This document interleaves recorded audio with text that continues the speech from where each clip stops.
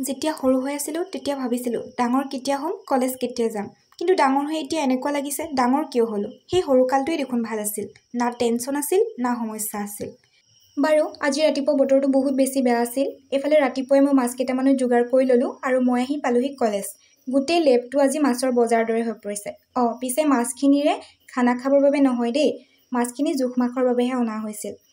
আৰু এয়া একেবাৰে নেক্সট ডে ভিডিঅ'। এই যে মাছখিনি লৈ গৈছিলোঁ কলেজলৈ তাৰ ওপৰত লিখোঁ বুলি বহিবলৈ আহিলোঁ। পিছে লগৰজনীও আহিছে, একেলগে লিখোঁ বুলি।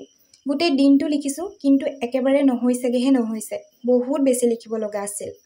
আৰু এয়া চাহকাপটো লিখা মেলাৰ মাজত মেণ্ডেটৰী লাগিবই।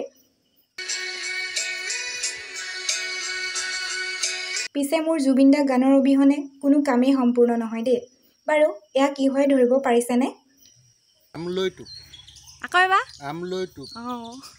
আজিৰ মিনি ব্লগটো ইমানেই আছিল। অন্য এটি মিনি ব্লগত লগ পোৱাৰ আশাৰে আজিলৈ বাই।